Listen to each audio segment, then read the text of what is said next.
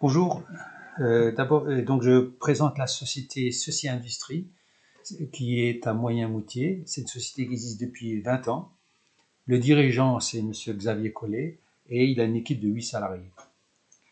Donc, la société, l'activité de la société est de concevoir, réaliser et vendre des postes de travail automatisés à des gros clients. Donc, la première activité, c'est d'aller chercher, bien sûr, d'aller chez les clients, chercher des affaires. Donc, l'activité est d'aller chez les clients, comprendre leurs besoins, répondre à leur cahier des charges et faire des propositions commerciales, faire des devis. Une fois qu'on a les commandes, ben après commence l'autre activité, l'activité de réalisation du projet.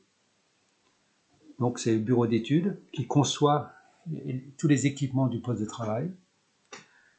Et alors, les compétences nécessaires pour faire ça, il faut bien sûr savoir lire des plans techniques, savoir dessiner des plans, faire des calculs de géométrie.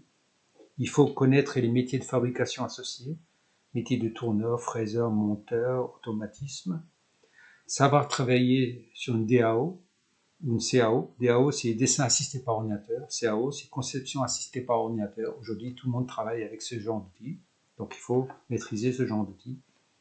Savoir calculer un devis, bien sûr, et préparer le travail après pour les tourneurs, fraiseurs, et contrôler leur travail.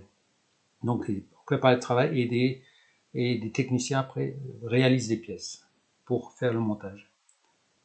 Donc, il faut savoir aussi discuter avec le client pour bien préciser le cahier des charges, tous les détails, et gérer l'avancement, bien sûr. Surveiller respecter le délai, le coût et la qualité. Donc,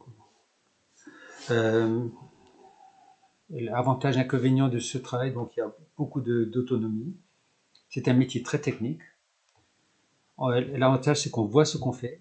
On est fier de concevoir, de fabriquer, faire fabriquer des bons produits, des bonnes postes de travail. Voilà. Et pour faire ce métier-là, il faut avoir au minimum un BTS ou un IUT génie mécanique, ou mieux encore être ingénieur en génie mécanique, et bien sûr avoir des compétences sur ce qu'on a dit tout à l'heure, sur les plans techniques, et aussi des compétences sur les automatismes, savoir gérer et programmer des robots, parce qu'aujourd'hui c'est ce qu'il y a le plus maintenant sur les marchés, dans les entreprises. Voilà.